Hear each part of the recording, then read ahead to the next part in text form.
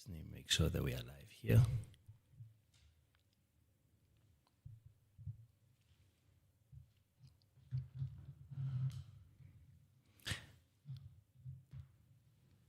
And good morning. Welcome to another episode of Dare to Say It. We are continuing the conversation that we had last time with Victoria Africa, with her partner in crime, Mr Skop, Skiet and Donder himself, who will introduce himself more thoroughly later on. But today we are sitting, it is the 3rd of July. We had 30 June. People were not going to work. People were expecting much. But I think that what actually happened on the day was far different from what people were expecting. And we'll get into that as to why it changed, what actually happened, etc., etc., etc. But without further ado, welcome to Dare to Say It, and we'll have this discussion in a moment. Dare to say it. Dare to say it.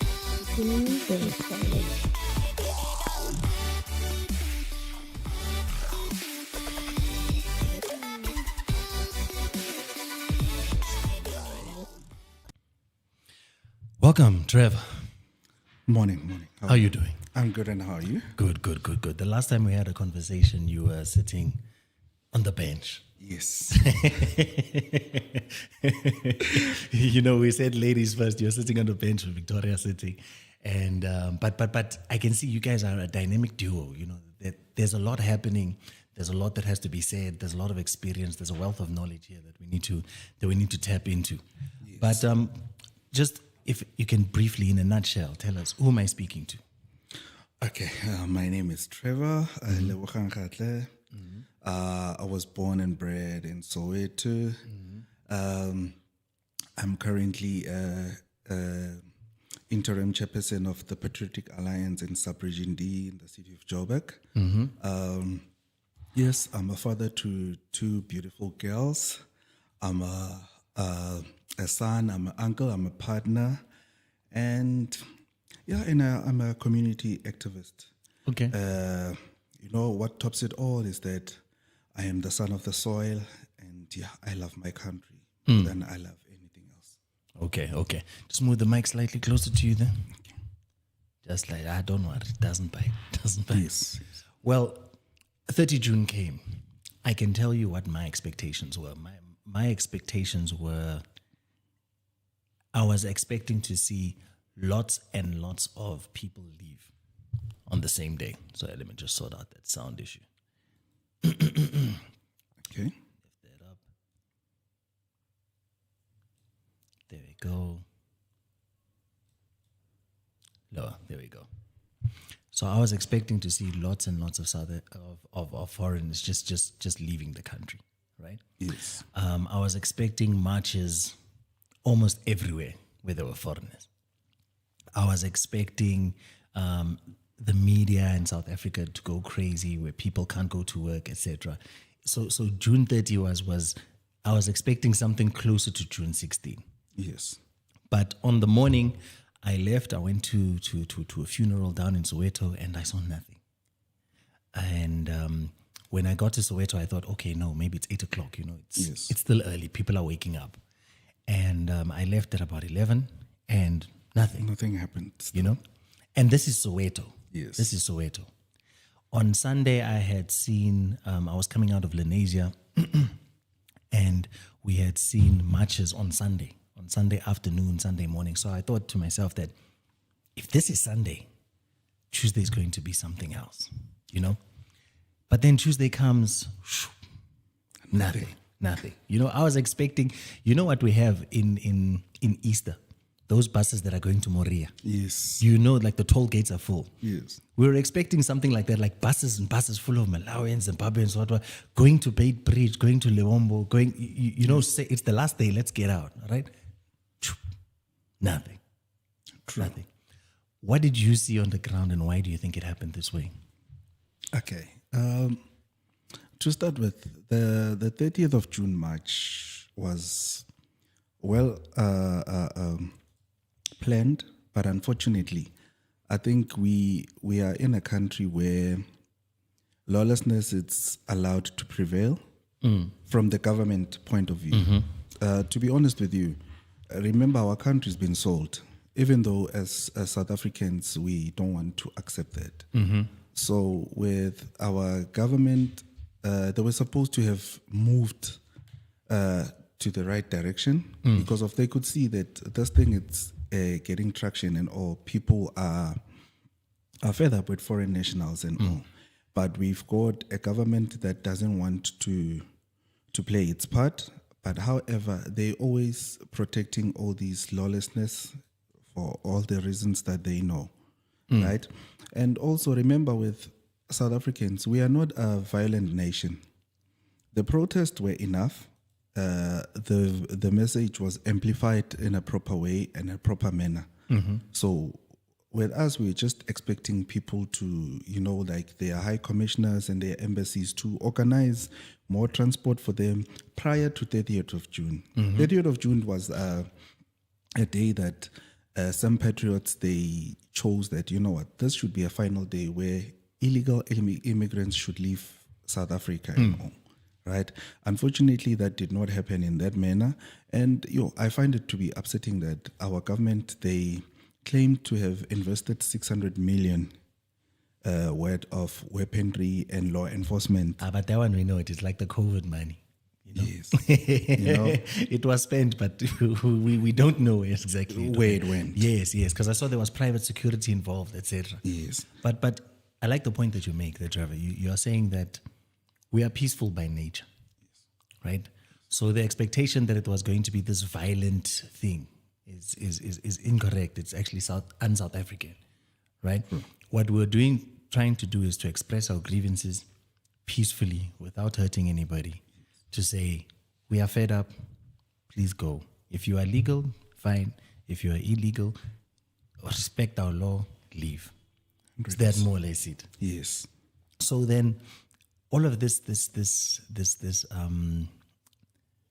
expectation of violence, where do you think that came from?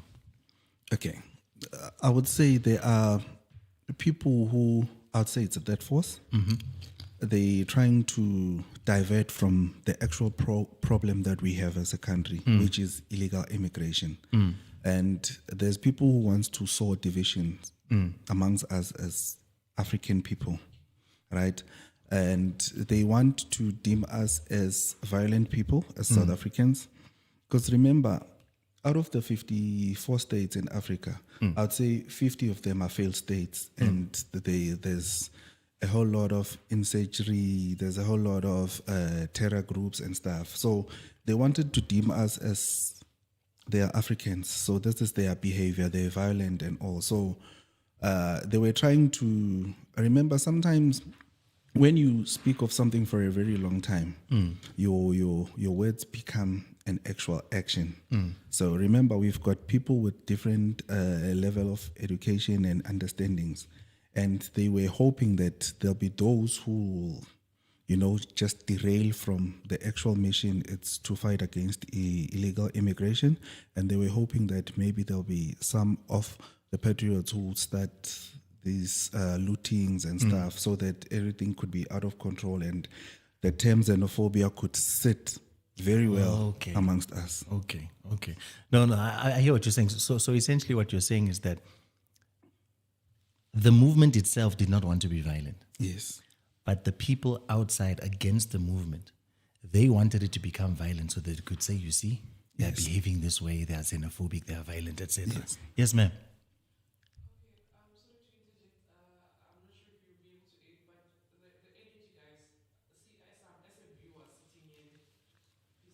The energy. Okay. Okay. Okay, my posture.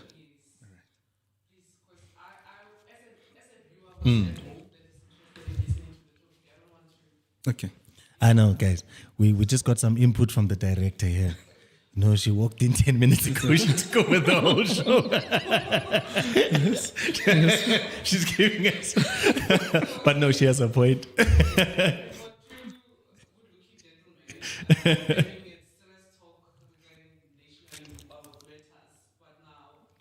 The energy. Uh-huh. Your line of questioning, it's okay, but Mr. Skop and Donder is too laid back, and we want to hear Okay. Pointers from the director, Victoria Definitely. Spielberg. No, but I think it's important. One thing that I like about South African marches versus marches anywhere around the country, anywhere around the world, is that our marches are like to add on what Victoria was saying. You can see the energy. Yes. You can see the anger. You can see the frustration. Even if, for instance, if you looked at a march in the USA that's lasting for 30 days, right? And it's about the environment or it's about kids or whatever, you wouldn't know and you wouldn't be able to see how the people feel. You'll just have to read, the placards. Whereas when you look at a protest in South Africa, you can see that 100%. They are passionate about what they are doing. You can see it from the energy, Yes. So maybe that's what Victoria wants to see, That's South Africanness, right? Yes. But I really like the point that you've made that the 30th of June, March and March, all of those things were designed to be peaceful. Yes. That was our plan. Other people want to, what's the word that they use? Instigate. Yes, they want to instigate, They want to push you, to shishisa you, and then let that anger come out so that you can do something. Act out Then of character. Exactly. Yes. When someone gets hurt, when someone gets killed, when property gets looted, they say, you see, right? Now they have something to grab onto to say that And write home about. You're a criminal, so we are arresting you for this thing. Not the immigration part. Yes. We are arresting you because you're violent. We are arresting you because you've looted. We are arresting you. So it's a way of making sure that we need something on them. Yes. We need some dirt on them. And currently, with them behaving peacefully, it's not giving us much. One thing that I was following is the Daily Maverick, or the Daily Maverick was against this thing. They were doing videos and reports every single day, attacking all sorts of people, right? But what they were saying is that, no, this thing is not really about immigration. They want to, like you say, they want to move it to become about something else. However, I think it's important for us to say that every person is entitled to have their own issue. If my issue is immigration, your issue is water rights, someone else has an issue with environmental rights, they're entitled to focus on that particular thing. 100%. This of telling people that they should be worried about every problem before they worry about their own problem is absolutely ridiculous to me. To say, no, worry about the economy before the immigration. No, worry about race relations before the immigration. Worry about this before this, right? Yes. My issue is this issue, and I want to deal with this particular issue. It's the fire that I'm facing in my community right now. But the media is going crazy, saying that, no, we need to worry about the economy. Immigration is not really the issue. We need to worry about state capture. We need to worry about Ket Matlala, etc., etc., etc. Right? Is that more or less the sense that you are getting as well? Yes, we do get a lot of those. Mm-hmm. But however, we are dealing with the challenges that we meet on a daily basis. Mm. For example, in my community, about 2 years ago, there was a 5-year-old who was raped and murdered by a Mozambican national. The guy, he was a guy who used to sell vegetables in the community and stuff. The child disappeared for 2 days. The child was nowhere to be found. She was found in his shack after 3 days, if I'm not mistaken. The forensic report states clearly that the child was raped and the child was murdered, right? And it's a Mozambican who did that. It's not a South African. With us, these are things that we see on a daily basis. Just about a month ago in my community, the very same community, Ethiopian spaza shop was bombed by a Somalian spaza shop owners. Because of now, they also have territorial wars within our communities.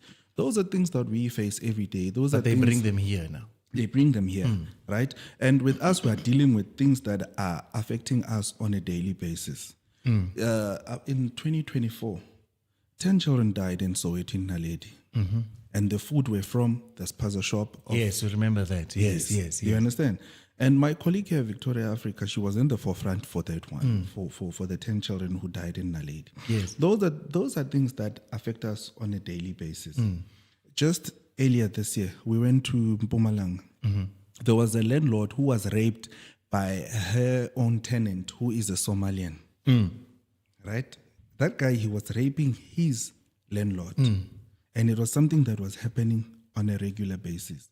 Those are things that we see that these people, they coming with their funny antics and their terrorist tendencies in our country.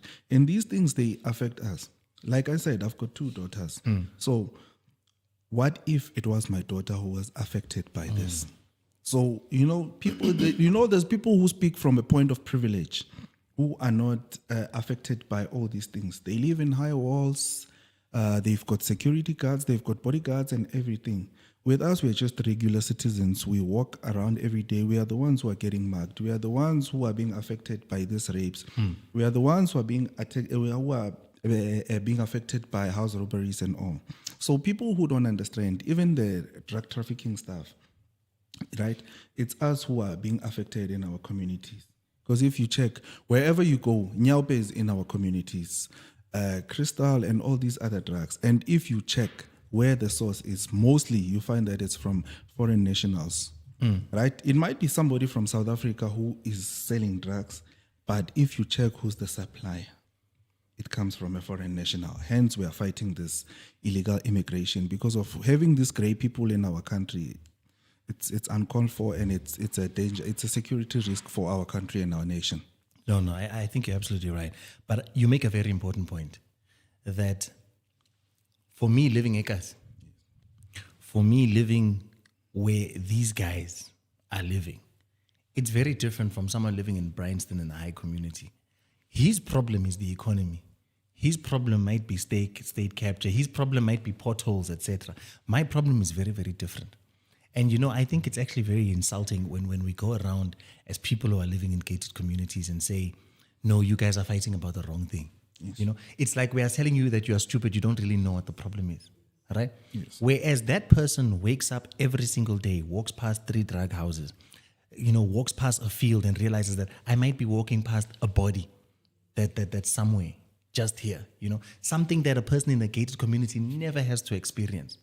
Yet when that person comes to me and says, listen, this is my issue, I tell them no GDP, and I tell them no, we need to look at this, there's organized crime, it's really insulting.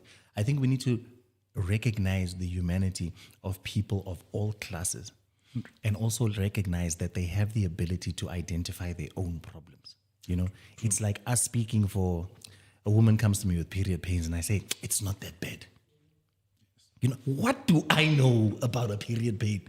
Nothing. Right? The closest thing I've come to that is maybe a cramp in my leg. That's it, But she's identifying a problem that she's experiencing. And it's insulting for me to say that you don't know what your own problem is. 100%. It's and Daily Maverick, we know them. Those types of people that want to make you feel like you're stupid for expressing your own problem, that you would be smart to express their problem. Mandela once said it in a town hall in the US. He said that there's a common mistake that political analysts make. They always think that their enemies should be our enemies. No. Your enemy is the economy. Your enemy is potholes. Your enemy is Afrikaans in schools. Go and fight your enemy. Enjoy. Yes. Good luck. My enemy is the guy down the street who's poisoning my kids. My enemy is the guy across the street who's raping our daughters. My enemy is the danger that is here. So face your problem, it's fine. I'll face mine, but don't you dare tell me that my problem is not a problem. No, like I said, these people speak from a point of privilege. And you may find that an editor of Daily Maverick stays in Stain City. Oh, nice place, eh? You're right. In fact, Stain City is not even Joburg anymore. It's its own city. Yes. It's got everything. It's a country on its own. They don't have to come out, those ones. They have to come out to maybe watch movies. Yes. But they've got Netflix anyway. Do you understand? So a person who stays in Stain City and a person who stays in Alexander or Diepsloot for that matter. Well, it's not really far. There's Stain City, then there's Cosmo City. Yes. No, they're and Diepsloot. Yes, just there. Because Diepsloot and Stain City, they're about 5 kilometers away from each other. Right? And they must understand that their problems are not the problems that the people from Diepsloot will be facing or the people from Soweto. So only if they could understand the effects of this illegal immigration in our community, in our societies and all. To start with, we deal with a whole lot of challenges. Like we as community activists, we sometimes street vendors, South African street vendors, they are being pushed out of their spaces. Like you'll find that a South African is being mugged on a daily basis. Something bad is happening every other day to them, up until they decide to leave that particular area or to trade from that space. Then somebody from Malawi or somebody from Mozambique could come there. Once that person is there, all those problems, no one is being mugged, no one is being, All of a sudden. Yes. You mentioned this last time, Victoria, that we need to protect our own informal sector. If people want to compete from the USA, from Malawi, wherever, come and compete with the big companies. It's fine. But selling fruits, waiters, unskilled labor, those type of things are for our poor people. I liked what you said last time that when we export labor into the continent, we're sending doctors, we're sending lawyers, we're sending shops, we're sending mines, we're sending those things. You are sending us hairdressers and waiters. No, it's not a fair exchange. It's not a fair exchange. To be honest with you, even our Skiet Gazette, the 2023 edition, because that's the last edition. Yeah, the latest. I went through it. To be honest with you, all those career paths that they put there, we do produce that in South Africa. We do have a lot of those. Like if you check there, it's a metallurgist, it's your ophthalmologist, all those we do have in South Africa. I think, with our government, our Home Affairs and our Department of Labor, it's these people, they're just trying to soothe their conscience for the wrong that they've been doing. To be honest with you, in South Africa, we don't need to export any skills. Because everything that is listed there, we do produce in South Africa. We do have a lot of those. And unemployed. That is the saddest thing. I heard of, my lady was speaking of a kid that just recently finished his med school and the 2 years of community service, and he's sitting at home. And I'm thinking, a doctor. One job that you knew that if I pass this particular degree, I am going to get a job is a doctor. All these other things, maybe there's a chance you might get, but a doctor is sitting at home. It's beyond me. Yet, whenever I go to, I'm unfortunate, I'm a gated community guy. Sorry. So I can speak from both sides of the fence. Yes. But when I go to private hospitals with small kids, they tend to get sick very quickly. Yes. Right? Then the fever is crazy, etc. When I go to the emergency side, many, many times the person that I'm facing is either Cuban or from the DRC or from other countries. Especially these emergency service type of thing, right? It's very rare that in that space, when I get into casualty with an emergency, that I'm met by a South African person. And then it hits me that this could be the job that kid is doing. Yes. This triage, this quick treatment, because they're not going to deal with massive things. They're going to quickly send you where you need to go, right? But this person has a job that my brother has studied for, my brother has paid taxes for, my brother has been waiting his whole life for, but he just doesn't have. Okay. Our problems as South Africans, it starts from governance. We've got a problem of governance in South Africa. Our government signed treaties with all these other countries, and once they sign those treaties, they should change our people. And it's people from other countries who benefit from South Africa instead of South Africans, right? And, I sometimes question myself that, what are the terms and conditions of those treaties? Because it is not correct that our people are always replaced by other nationalities from other countries that our country suddenly has a treaty with that we don't know what's the actual contents on the treaty. No, you do have a point there. When it comes to Department of International Relations and Cooperation, we know that they're working, but we don't always know exactly what they're working on. 100%. Yet they are making deals outside that affect the inside. Yes. Then you'll just suddenly see laws coming on, and we're like, how did this happen? No, it's a treaty that we signed 3 years ago with Canada, who doesn't have our issues or issues like us. That the Canada, and they say, listen, this is the way that we are supposed to do things. 100%. There's just a shout out to you here from Anthea from Ward 29, saying my chair, incoming councillor Anthea, she's saying a shout out to you. Thank you, Lady G. Yeah, also Yes. There's also another one saying, morning Grootman, this is Rose. Hey, it's Rose Cascus or something. Rose Cascas, it's one of our team members from the A team. Shout out to Mama Rose. Shout out to Mama Rose. And then Nkele listening from Ward 29 in Deep Kloof, since we were talking about Deep Kloof. Yes. Hi Nkele. How you doing? I know. We are good. But now, 30 June has come, 30 June has gone, right? We know that it wasn't really a PA event. It was more of a march and march, what's the name? Pagelem Tagati, those type of things. But what is then the way forward from now going forward? Okay. With us, we've been holding the stick, the sharp end of the stick, to say the least. And we're not going to stop anytime soon, right? With us, if you've noticed, we are forever on the ground. And yes. We do our things in our own pace, right? And the only thing is that whatever we do it within the permits of the law, right? And what I like with what we do, whatever we do, we always make sure that it has an impact. To start with, for Ghana to start to repatriate its people, we pushed for that. We approached a number of Ghana saloon operators and all, and those videos went viral and all.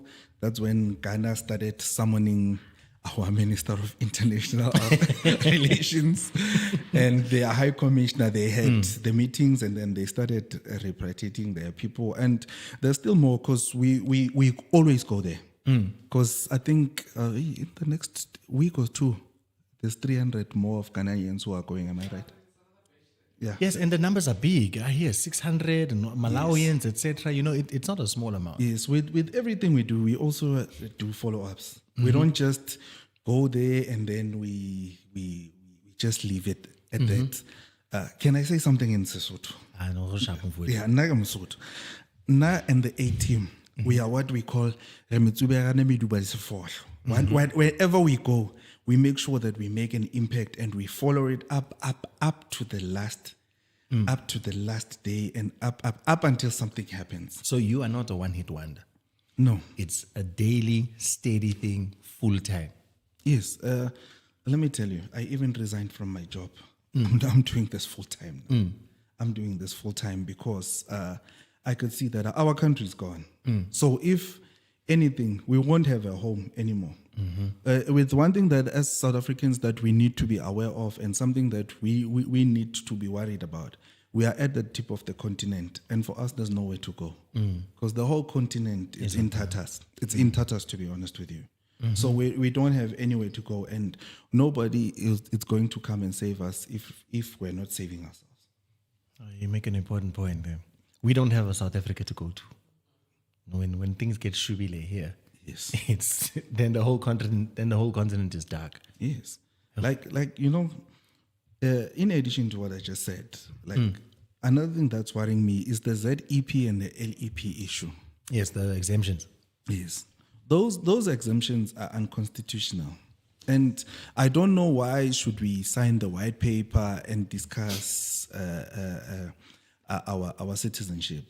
As it is, we do have a serious problem that there's South African ladies who are selling our citizenship, because to some guys, our citizenship is sexually transmitted.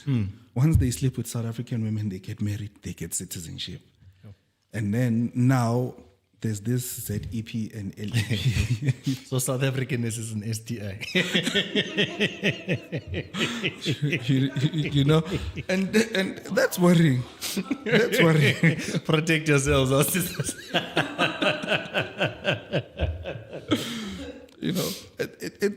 It's worrying, because now our government is treating Zimbabwe as a province of South Africa. They want to treat Lesotho as a province of South Africa. And there's this misconception that we're getting water from Lesotho, hey, this and that and that. People must understand one thing. South Africa buys. We don't get water for free from Lesotho. So it's a trade. Right, so we don't owe them anything because at the end of the day, we keep the promise at our end as South Africa. Yes, we get water from the highlands and stuff. It's okay. It's okay to trade The water with we other- drink here. Yes, the water we drink and the water that we use. We get from Lesotho. Yes, we understand that. But they can never export their people here. To start with, if you go to all those abandoned mines, 80% of illegal miners, the Zamazamas ke Basotho. No, they are the ones that used to work around Velcom, those types of places. Okay. Right. Noted. Lesotho is bringing us the domestic workers and Zamazamas. And we buy the water from them. With Zimbabwe, yes, Zimbabwe, they do refined steel and stuff, but we trade with Zimbabwe. With them, they are bringing us their undesirable immigrants here. Like if you check what jobs that Zimbabweans occupy, Zimbabweans, they are waiters, waitresses, they're doing garden services, they're doing all these things. And they're claiming to be the most educated nation in Africa. So if they are the most educated nation, why can't their education work for them? Why can't they fight their government? Even if they come here to South Africa, why don't they occupy all those positions that need certain qualifications? Okay. So let's just push on that thing just a little bit. When it comes to, like you said, we're on the tip of Africa. We've got nowhere else to go. All right. When it comes to countries like Swaziland and Lesotho, Yes. right? Countries that were just created solely just as a convenience by the British Empire when they signed the South Africa Act to say these are the borders. This is Lesotho, Basotho land. This is the land for the Swazis. This is the land for the Tswana. The Namakwa land, like Namibia. Yes. Because remember that there was Transvalia, there was the Cape Province, which was British. There was Natal, which was British. There were 3 separate countries, Orange Free State, separate countries. We have the Anglo-Boer War. It all gets broken up. The British win. Yes. They then decide, no, we're making a union of South Africa. But we are excluding Rhodesia, which is Zambia and Zimbabwe, right? We're excluding that. We're excluding this Botswana land, Basotho land, and Swaziland. No? The names that they come up with, right?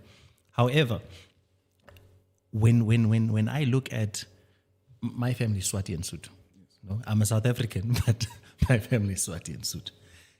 When I'm in Nelspruit, right? I think it's called Jeppes Reef, the border, is not far away.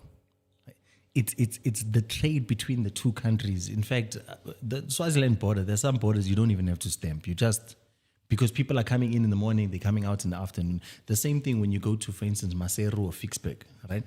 People that are from Vicksburg work in Lesotho, people from Lesotho work in Vicksburg. It's a border that's there. It's just written by paper, but it's not really like when I go to Bait Bridge when I realize this is a totally separate country, right?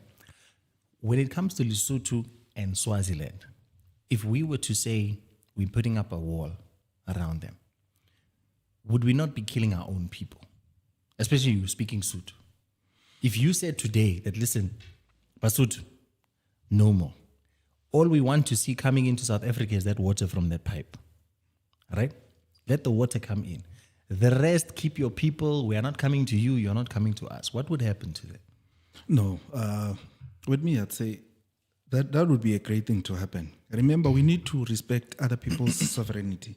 That's what they wanted. They wanted to be a sovereign state. Let's just respect their sovereignty, but let's trade with them. Because remember, at the end of the day, we can never force people to do what they don't want. Remember, also Botswana. Botswana, it's there because of the Botswana nation was divided into 2. Hence, we had the Botswana, which was part of South Africa. Then Botswana was on its own. We have the Swatis from Nelspruit and the likes, and we have the ones from Swaziland. That means Sobhuza and his people, they did not want to fall under South Africa. So those are things that we need to respect, right? And you stated something, you spoke about borders. Yes, there aren't borders literally, but from ancient times, borders were there. Because if we go back to history, we are told that there were places where certain tribes would say, if you reach a particular area from, where the mountain ends to a particular area, that's the Basotho area, from borders were there. Right? And people should not mislead people and say these are colonial borders and stuff.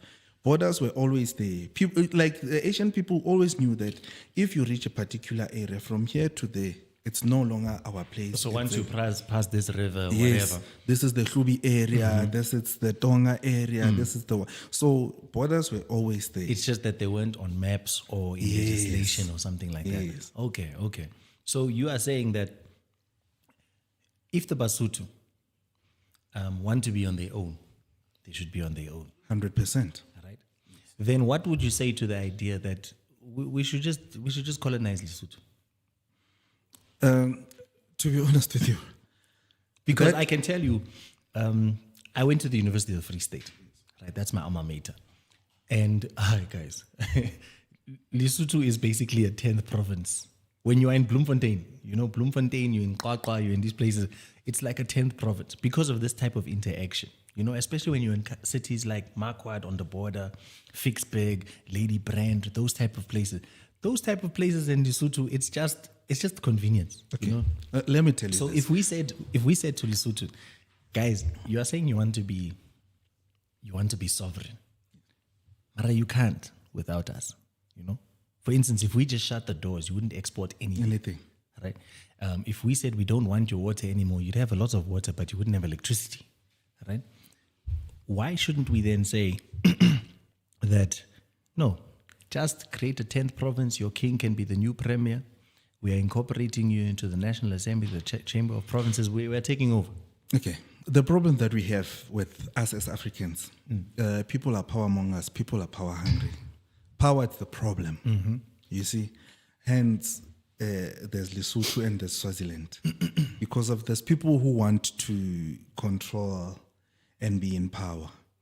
Like you're saying, yes, Lesotho, like where my family is from. My family is from Qaqwa. Yeah. It's from Mononza. Lesotho is just a stone throw away. A stone throw away. Like, it's not even 3 kilometers away from where my family is from. You understand? So, but the Basotho wanted to be independent. Hence, I'm saying let's respect their sovereignty, but let the immigration laws still take place because of the problem that we're having. That there are Basotho and there's Basotho in South Africa, then there's Botswana from Botswana, and the funny part is that the Botswana from Botswana are not a problem. The Khoi and the San from the Namakwaland and the colored people from Namibia, they are not a problem. Our problem is the ones from Rhodesia, Mozambique, and Lesotho. Those are our problem, to be honest. Telling it like it is. No. Yes. So I don't have any filter. I just have to be straightforward. Like our problem is the Basotho from Lesotho. It's the Zimbabweans. It's the Mozambicans. And if you check. There's people that we were not aware that we have a lot of up until we encountered them. We've got a lot of Ghanaians people. And they are disguising as Nigerians. Actually, we misunderstand them for Nigerians because of more or less, they have the same stature. West Africa. Yes, but we've got a lot of Ghanaians. Okay. Even on Sunday? When we went to Joburg CBD, we saw a whole lot of them. They were leaving, but those were Malawians. We have a lot of those. Yeah.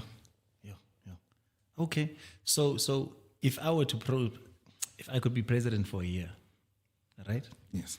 And I say, hey, Trevor, Victoria, this Lesotho thing doesn't make sense to me. This thing of a country in a country doesn't make sense to me. Let's just send the SANDF there, talk to the king and say, we are changing this thing, make it the 10th province. Would you have an issue then if we incorporated it into South Africa, like Alaska, all these US states, just incorporate it? Take it over once. We can take it over, provided the king there agrees and the No, you see, like you say, it's power. Yes. He's not going to agree. Yes.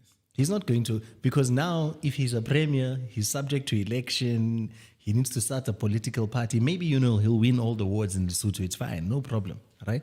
But there's no guarantee for him. Whereas currently he's a king. In Swaziland, it's the same thing. You remember he ran away a few years ago. He was living in Joburg. Yes.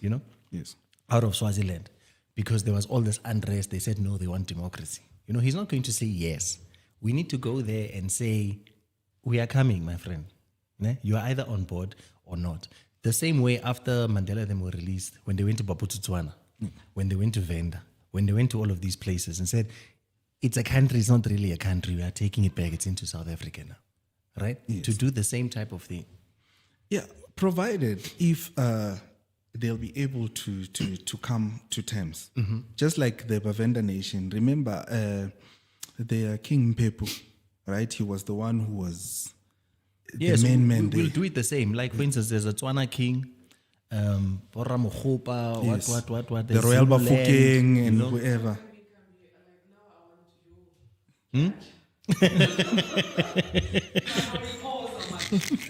You see. So, actually, to be honest with you, let me give you my honest opinion.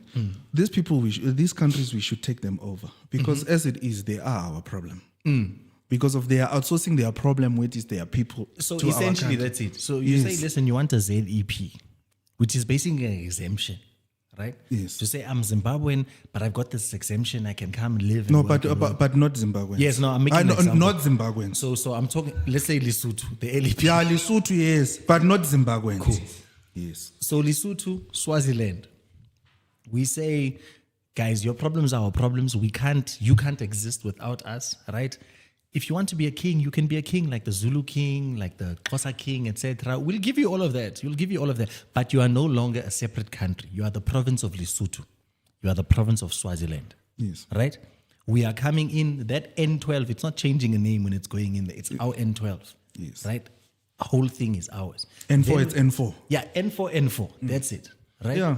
If you want to squeal, talk to Cogta. Traditional affairs, they'll sort out these things. Wouldn't you think that would resolve the Lesotho issue?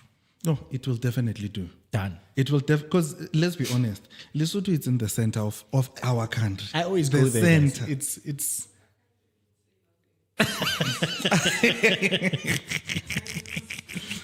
it's for Patriotic. you see, like to be honest with you, we should actually take over these countries, right? Yes, like these two, Swaziland. Like I can tell you guys, in 2014, I went on a motorcycle trip. I went to Mozambique, Swaziland, etc. When I came to Swaziland, I had planned to spend time in Swaziland because when you're thinking of a country, you're thinking it's something big. Yes. Right? But in the morning, I woke up in Maputo and I rode right through Swaziland, all of it, NKZ, and I ended up in Durban that night, no problem, because it's so small, It's so small. And there's one road, It's from the top to the done. That's it. For me, it doesn't really make, and in fact, in Swaziland, I think they've got one government department. It's called the Swazi Revenue Agency. You see it everywhere.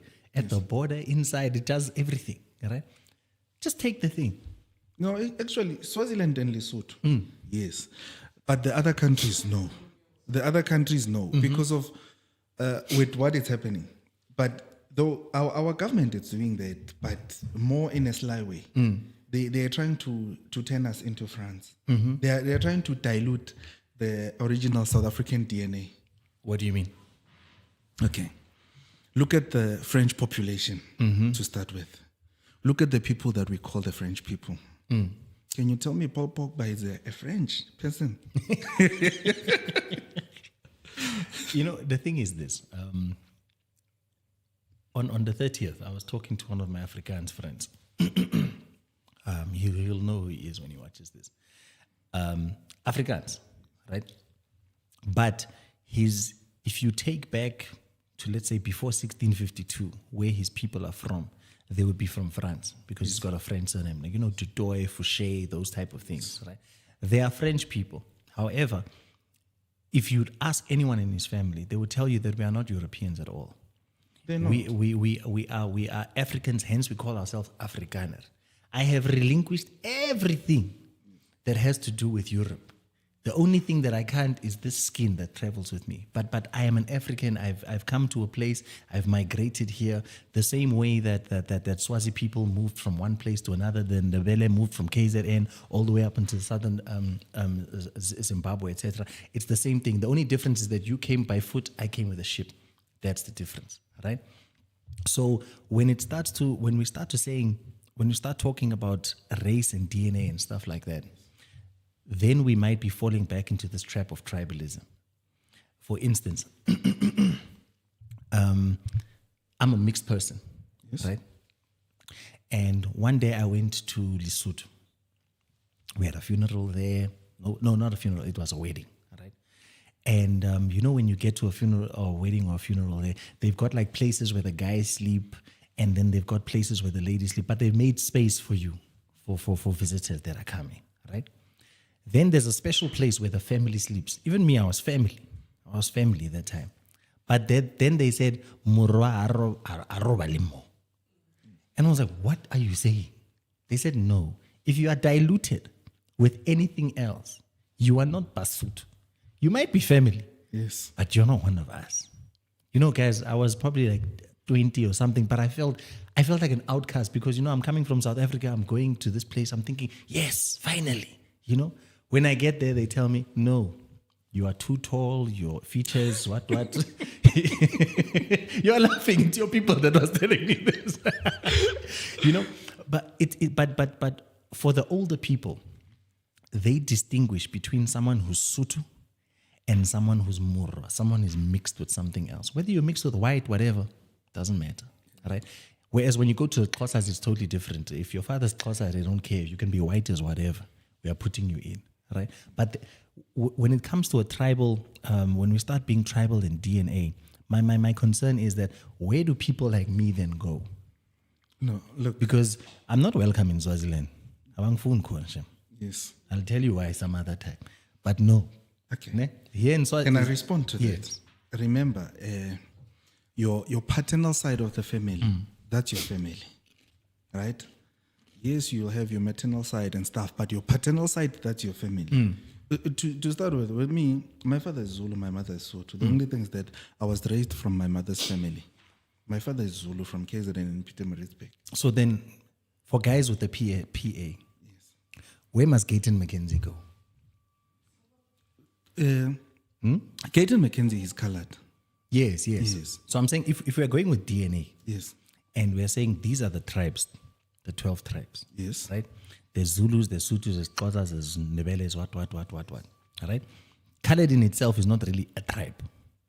But they are mixed race. Yes. So let's accommodate them because of that race, it's there. Yes. But And, then and where? remember with South Africa, we are a diverse country, right? We have Zulus, Sothos, and we have Coloureds.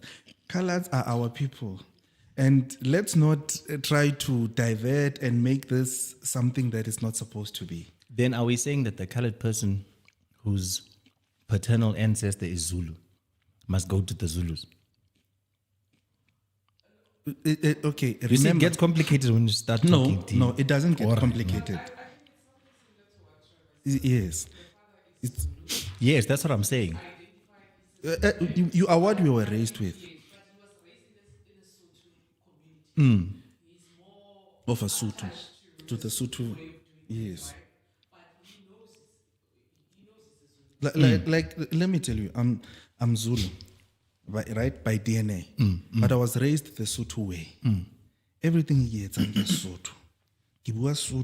Everything ke ka Sotho. Do you understand? So I identify as Mosotho because of that's what I know.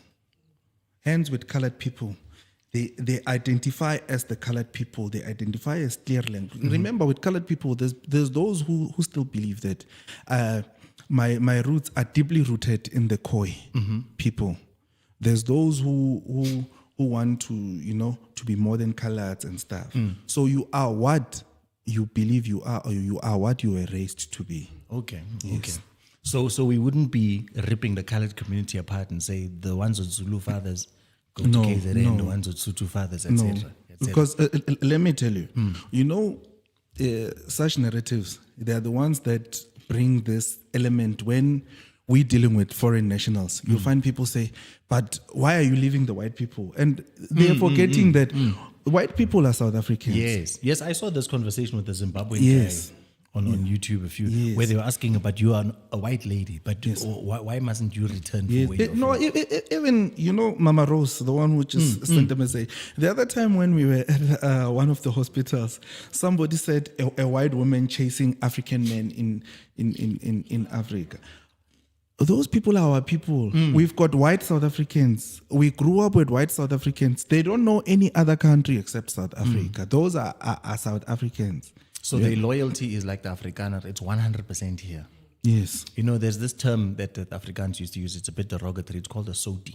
I don't know if you've heard it. Yes. Right? But it's for someone who's from England, but is in South Africa. One leg is in South Africa, one leg is in England, and then is in the salt. With us in the township, such people, we used to call them a pere and a donkey. Yeah, you see, it's a mule. It's between the two. Yes. Do you understand? But we've got white South Africans, we've got colored South Africans. Like, those are our people. And people should not mislead others and divert and try to. Those are our people. Okay. Whites, coloreds, Indians who are South African, who are involved in building this country, who identify as South African, everyone then gets it there. 100%. Okay. Then the question would then be, what about the Zimbabweans kids who are growing up here? Those are Zimbabweans. You just said it, the Zimbabwean kids. Those are Zimbabweans. And also remember that once you find an identity, you can't. We were forced to accept other races, right? Because this thing's happened over 300 years. Now we found an identity. That's why we call it a rainbow nation. Yes. So you cannot now allow other nations to come in. To come in. We have done so with this ones that came here 300 years ago. It has to come to a stop. We need to correct the system. Now these people are also trying to force themselves To us. accept. See what the Nigerians are doing. The Algerians. They call themselves Algerians. Yes. Everybody now is coming to say, but you have allowed the whites. Yes, we've allowed the whites. It's something that some of us were not here when but we have put a stop to it. Now we identify as a rainbow nation. We've got colored, black, Indian, and white South Africans. That makes us who we are, right? It ends there.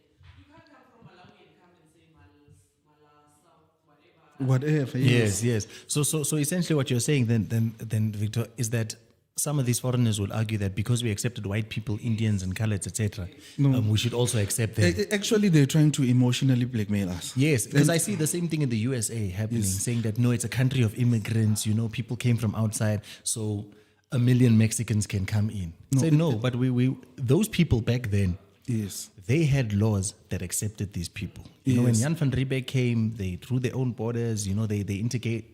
engage with the Xhosas and the Khoi as to what must happen with these new settlers, right? Yes.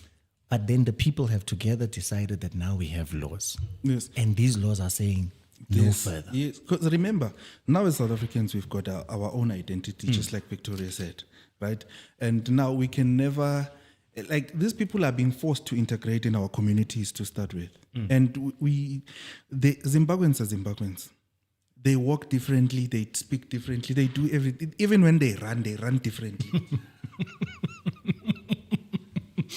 I'm telling you, Victoria can tell you, the other day at night, I identified a Somalian running at night. I said, that one is not a South African. And it was dark. And when we reached the guy, he was a Somalian.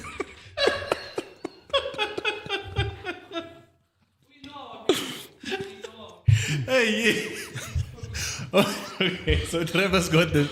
Because of your wealth of experience, Yes. you can identify a foreigner from running from behind to say this. But also, what I'm saying is that, see, what the Batsonga, when we were growing up, Batsonga always told us, they've been correcting us to say we must not never ever call them Mashana. Yes. But the same Batsonga now, because there's an element of you find this Mozambicans especially that have been integrated in the Tsonga community. They now are forcing themselves to become South Africans. Now you've got a group of Batsonga, South African Batsonga, And that Mashana. are accepting them, calling them they are brothers because they can speak the same language. Yeah. So those people are the type of people that we can never integrate with. They are Mozambicans, but Tsonga have been correcting us all along. Bona, they are not Shalis. You had Tsongas. We were taught already, they have a Tsonga, we must respect them. Yes. So all of a sudden, because I think some of them are even EFF members. Yes, I saw them. They know. were saying, no, we are coming for them now. No, These Tsongas. can I tell you? Those guys are attention seekers. Those guys are attention seekers. I can tell you this. We know our people. We know our Tsonga people. We know our Venda people. Right? Some of us, we are multilingual. We are able to speak with people from different tribes. And a Tsonga and a Shangan person, when they speak, like their tones are different. It's very different, yes. It's different. So those guys, they're just seeking attention. And, you know, it's unfortunate that South Africans are giving them the attention. To be honest with you, with me, I was going to blue tick those people. They were going to make noise by themselves and they were going to, yeah, that's what you do. Looting on a national level. Yes, don't entertain the noise. Let me tell you, there's a whole lot of instances where people were calling us out.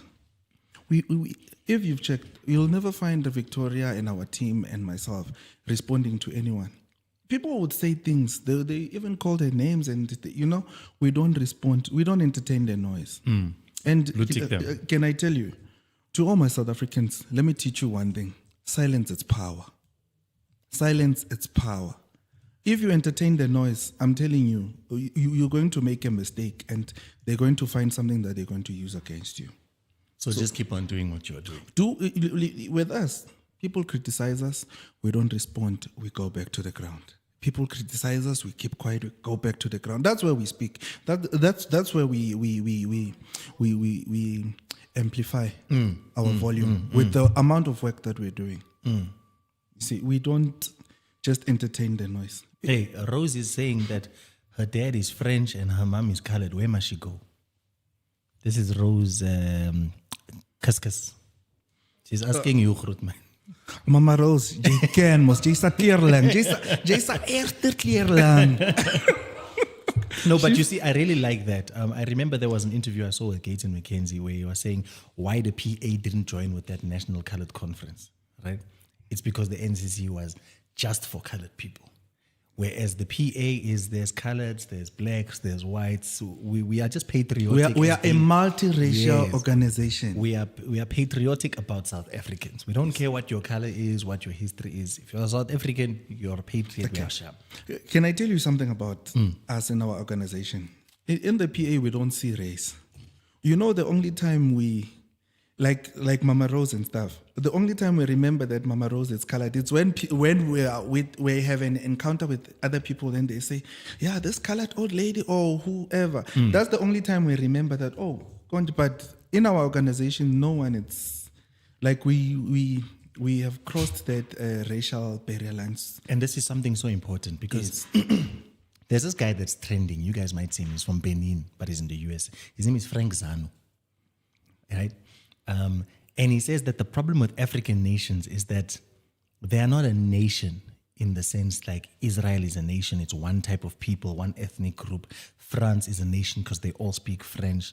When you come to Zimbabwe, when you come to South Africa, when you come to Nigeria, there's many, many different tribes. And then you say, this is a nation, but actually it's a mixture of all of these other nations. That's why we're even having this discussion. When I ask you, what are you? You'll say, I'm Sotho, I'm Zulu, I'm Swati, I'm Tsonga, right? Instead, when you go to the USA and you ask them, they'll just tell you, I'm American. Yes, my ancestors were Italian, but I'm American. When you ask an Afrikaner, what are they? They will tell you, I'm Afrikaans. Even though the surname is French, the surname is Dutch, the surname is English, it doesn't really matter. And I think that's a very important place to get to as a country, to have one identity where your ethnic group, your linguistic group, all of those things are secondary to my primary identity that I'm South African. Okay. You know where does the problem start? It starts from the leaders, right? There's leaders who would advocate for a specific race or a specific ethnic group. That's where the problem starts. But once we, like I see myself as a South African. It's only when you ask me, then I'll say Mosotho. But I identify as a South African, right? And remember, that thing started long ago when we had the other government, the previous government, then at some point they wanted the Volksstaat and No, it's still there. It's still part of the. like Orania. Well, the thing is, parties like the VF Plus, Yes. right? Yes. They believe in Afrikaans, Christianity, and some werk or whatever the case may be. Yes. All right, and as people from the Free State who studied in the Free State, when I see people going crazy for Peter Runewald, I'm like, guys, I was in the University of the Free State in 2010 and there was segregation. 2010, World Cup is happening. Yes. Ne? Yeah. And I'm living in a res that's called a black res. And across the street, there's a res that is just for white people. Ne? 16 years after democracy, that was the case. Okay. That was the case. Can I tell you why that's still happening? It also starts with our people. As long as people are still singing "Kill the Boer, kill the farmer," and whenever they make speeches, they will always identify Afrikaners as this, the white people as that. Let's not look at the white people only. Also our own people. There's still people who, especially those who they're Pan-Africanist. They want to isolate our white South African, Indian South Africans and all, right? So the remedy starts with you. Before you could heal other people or other nations, you need to heal first. Do you understand? So we still got a long way to go. For the mere fact that we still have people like that. And I'll tell you this. I've got a number of Afrikaners that I interact with. There's Afrikaners who wants to preserve their culture. They're not racist. But once you go to their space, they'll welcome you and they are all good. It's just that they just want to preserve their African culture. So we should not misunderstand the two. No, that's how Aranyo works so well. Yes. Do you understand? There's preservation of culture and there's those who are racist. And those who are racist, we don't condone their racist attitude and stuff. The only thing is that those who preserve, like the Zulu nation. Yes. Do you understand? They would dress in their Zulu cultural clothes. They have their spears, they have their shields and stuff. Those people are preserving their culture. Basotho re apara di sana marena, di khotso mi di anyewe, and all those things. Do you understand? Yes, that's preserving your culture and wanting your children to learn about their culture and stuff. But there's a difference between somebody who's malicious and somebody who's preserving their culture. So then, this is the difficulty that we have as Africans, I suppose. When you say culture to me, I see it as something different from tradition, right? There are traditional things we eat, traditional clothes we wear, traditional languages we speak, etc., things that we've done for hundreds of years, right? But when you say culture, I look at it in a Jewish context to say that there's a mindset that I have, that my grandfather had, that my children will have.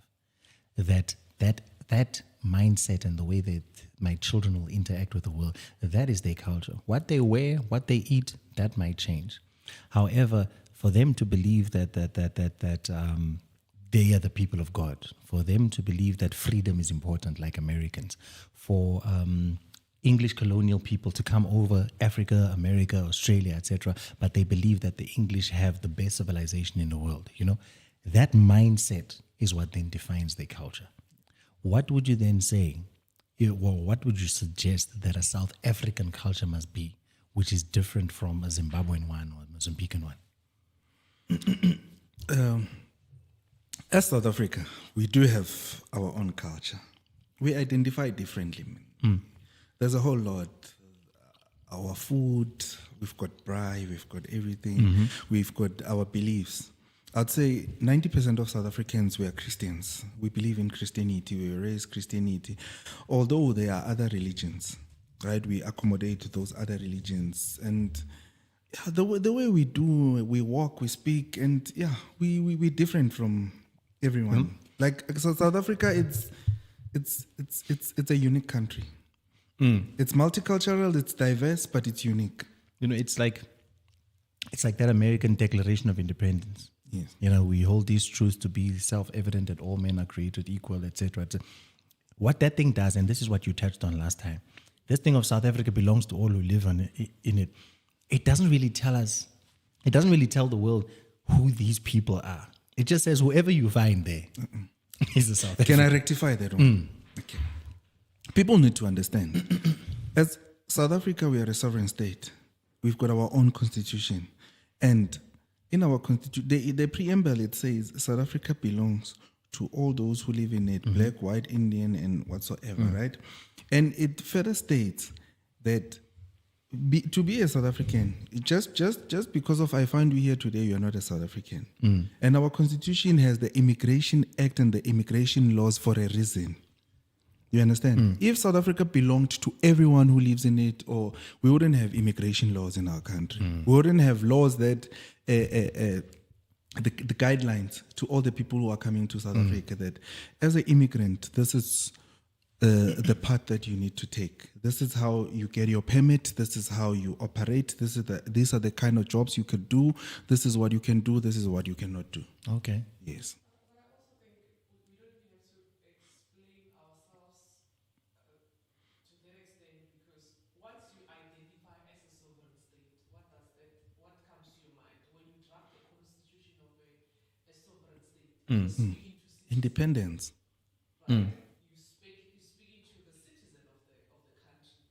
We are not a continent. So we shouldn't even be having this discussion about who lives in it, because a sovereign state drafts its own constitution And for laws. its people. It ends it. Then now for visitors we've got Immigration Act 2002. that gives clear guidance on what they should do when they are in the country, what type of jobs, what type of business they can operate, and that is strictly for visitors. But a sovereign state, and the constitution of a sovereign state is for its own people. So they all who lives in it, because we all know, because of the dark history that we have where certain races were excluded. Yes. And certain homelands, etc. Yes. Then who lives in it, that's where now. But it's not relevant anymore, so we can change that portion. No, we don't have to change. Let me tell you something. There's nothing wrong with our constitution as South Africa. The problem that we have, it's that the authorities there, they don't implement our constitution to the T. Let me show you something. You know, this is the interesting part. Like our border management guys. Yeah, the BMA. Yes. And your home affairs. To start with, we've got a whole lot of Zimbabweans here. We've got a whole lot of Malawians. We've got a whole lot of Guyanians and whoever. They come to South Africa and they work using a passport. A passport is it's a traveling document. It doesn't permit them to work. Can I break it down? Pass the port. That's it. Yes. The document even says it. It's not for work. passing the port. That's it. It's a document that says, this is Trevor, comes from South Africa. Yes. For you to come to the country, you need a visa, a specific visa. Which we give you, not your country. Yes. Right? Right. There's one visa that you don't need to apply for. That's the visitor's visa. The visitor's visa, it gives a person 90 days per annum, 90 days a year. Not what they're doing in our borders, where every 90 days they go and stamp their passports and stuff, right? And we've got law enforcers who don't understand this. Because if you check, even the police and whoever and some immigration guys, they just check. If somebody has a passport, they just let them go. They are not in a position of any sort of visa. Right? They just let them go. They don't even know what it looks like Yes. sometimes. You know? Yes. They say, oh, no, it's got a passport. It's fine. got This stamped, person that's is it. okay. Right? The passport is stamped and all. And that alone, it's a problem. The BMA guys from the border, to start with, for a person to come to our country, they have to check that they have sufficient funds to sustain themselves to be in South Africa. And medical aid. Yeah. Medical insurance. Where are they going to stay? And they have to verify their residential area. They don't do that. They just let people just pass through our borders and stuff. People come. That's the reason why we have so many mushroom squatter camps. Squatter camps are mushrooming everywhere, even in elite areas right now. If you go there by between Bryanston and Fourway is there by Porsche. No, it's Porscheville. I know. Yes. We've got a house. There's a close to squatter them. camp there. No, it's just from the Porsche. You'll see it just here. Yes. You know, and it floods from yeah. Right. We know it. Yeah. And the government allows that to happen. And now, once a person stays in a particular area for 72 hours, we all know the It's a PI Act. squatter. The PI Act kicks in. Once you move them, you need to find them alternative Yeah, accommodation. after 6 months. Yeah. Right? No, after 72 hours. No, I'm saying that they become a squatter after Yes. 72 hours. Yes. But the obligation to find alternative accommodation arises if they've been illegally For 6 months. 6 months. Yes. Yes. Do you understand? And our government is allowing that. But otherwise, we understand why. Because of now they're losing the grip. They want to also dilute the votes in these elite areas. Okay. So you think it might be a strategic thing? It's a strategic thing. Let me tell you. Why would you allow a squatter camp in Bryanston? Why would you allow a Because squatter it's camp? too much DA votes there. Yeah, why would you allow a squatter camp in Sandringham?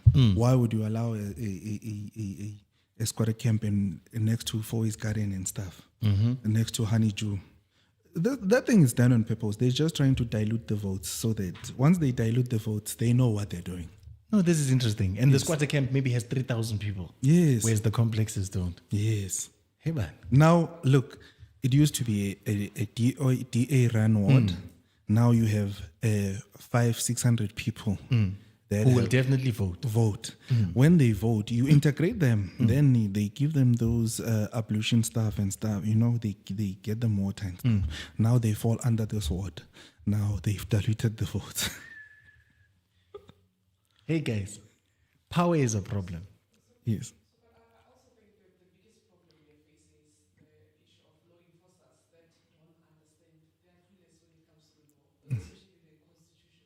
Remember, every government department, whatever you do or whatever laws you have in place, they have to be in line with what the constitution says. We can't have entities that we have laws that contradicts what the constitution says. You know what I think? Because I hear what you're saying, and don't you think that maybe what we should be discussing is how to create a short video course, right, which law enforcement or any citizen can watch, that sets out how do you identify whether someone has valid Okay. documents or not. Can I go in on this one, V? Can and I go make in it on free. this one? Any cop can watch it, then you have no excuse. Let me tell you what happened. Last year in Joburg CPD, we went there and we had an encounter with those guys on De Villiers Street. The taxi guys, they came, they assisted, they moved them, right? Then they brought in the JMPD and stuff. I'm telling you about an office bearer. I won't mention names. An office bearer. When we went there, an office bearer didn't know anything about the simple bylaws of their department. Do you remember? So that's the reason why I wanted to say to you guys, because have this discussion maybe offline, because what you're touching on is something that we are working on. No, I think it'll be brilliant, because then, I would even use it in court to say there's a course, it's free online. Victoria and Trevor have taught you exactly what to look for. How did this happen? Then there's no more excuse. I didn't understand. This is what a work permit looks like. This is what a relative's visa looks like. This is where it must be. It's valid for so many days. If you see it's a 5-year work permit, it's nonsense. If you see it's a relative's visa, you get what I'm saying?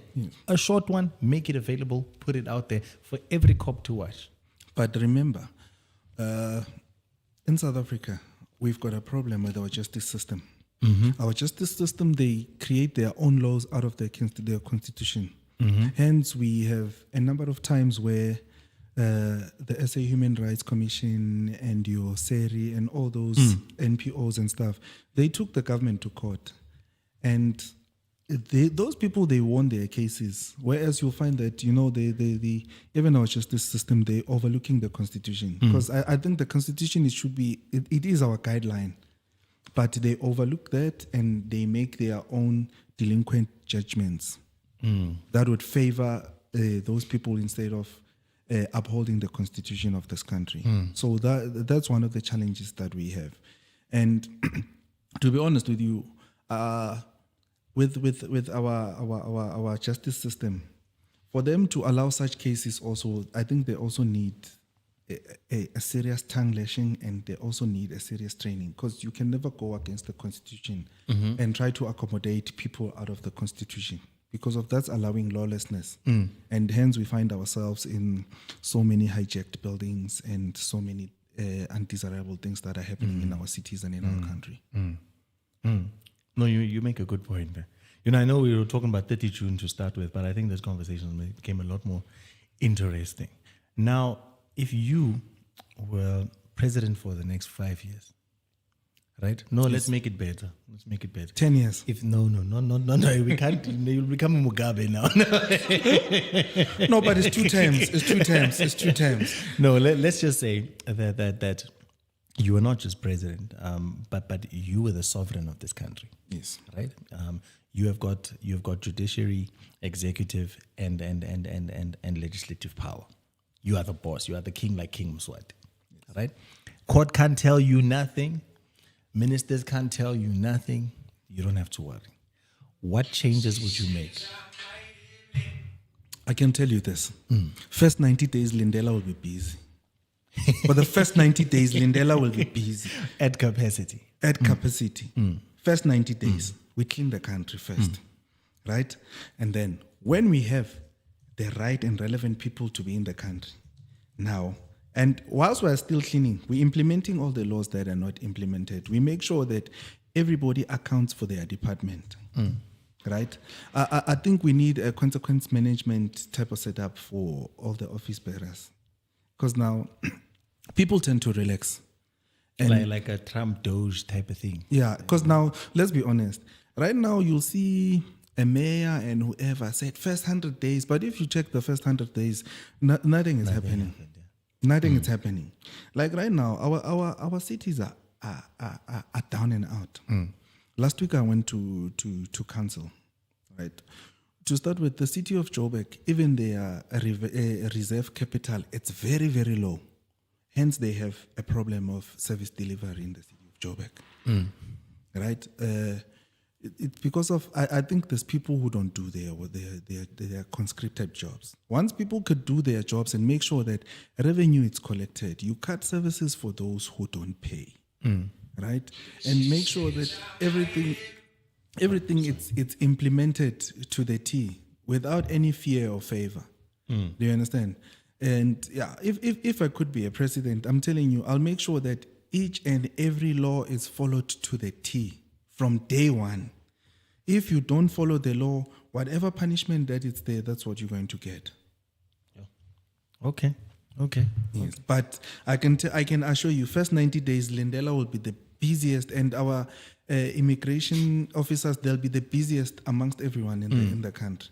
And if there's a need for more manpower, then you can employ people to also help and make sure. So you see, sometimes what we see, especially at Kempton Park, the courts that are close to the borders, right, and Komatiport and those type of places, we see that there are 2 types of illegal foreigners. There's those ones that came in legally, and then they just overstayed for 5 years, 6 years, right? Those ones, when they want to repatriate themselves, there's really not much of a problem. Then there are those that jumped the fence, or he didn't have an ID, didn't have a passport, didn't have anything, right? Then when they get to the airport or they get to the to the border, the first question is asked, how did you get in? Then they arrest these people, keep them in prison for however long that they must be. What do you think the approach should be for those type of people, the ones who literally just jump the fence? Should we send them back, or should we keep them in prison here? Okay. This is what I would do. And let's just start here. Not only those who jump the fence, even those who comes with the visitor's visa and they overstay. That's illegality. The operative word here is illegal, right? And with that being said, you blacklist the person. You make sure that you don't want to see that person. You just deport them, because taking them to prison, also you're going to feed them from our taxpayers' money. You must just deport them. And you deploy the army by the borders, right? And you make sure that our borders are secured and heavily secured. You make sure that you put heavily armed army guys And then you tell them that once you see something moves, you know what to do. Heba. Yes, that's what we need to do. Once anything that moves, you know what to do. I'm telling you, we wouldn't be having such a problem. Because right now, if you could go to Beitbridge, you find people from Zimbabwe, they're coming to South Africa to buy eggs. And then, actually, some of them, they disguise as if they're coming to buy eggs. They're just checking. They're just looking for an opportunity to come to South Africa permanently. They'll do that 3-4 times. The 5th time, they're here forever. They're no longer coming back. Okay. Do you understand? The only thing, let me tell you, once you implement the laws, you should not have any fear or favors. Just give them the maximum punishment. Once you give maximum punishment, I can assure you, we won't have all these undesirable immigrants coming to South Africa. Okay. But you must not take them to our prisons. You deport them. It gets full. It gets full. As it is, our prisons are full. It's full. Are full. Do you understand? And we cannot be a country that invests in building prisons. No. We need to invest in building proper infrastructure and making sure that we attract investors. We cannot invest in building prisons. Doesn't make sense. No, true. Well, Trevor, thank you so much. Thank you so much for coming through. I still don't know where exactly you guys are traveling from all the time, but I assume it's quite far. I really, really, really thank you for gracing us with your presence, with your knowledge, with your experience. The same for our audience as well. This is live. It's on there already. So as you can see, maybe Mama Rose would have something to pick with you.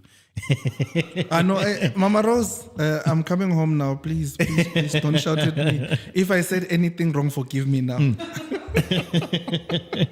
Because I know when I get there, she's going to say, "Hey, Grootman, why didn't you tell them?" No, but thank you so much. Thank you. Thank you so much, man. Thank you.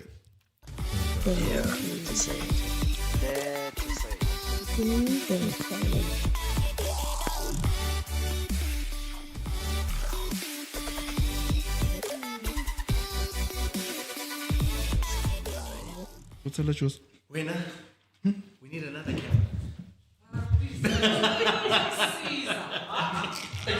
No. She's full of stuff.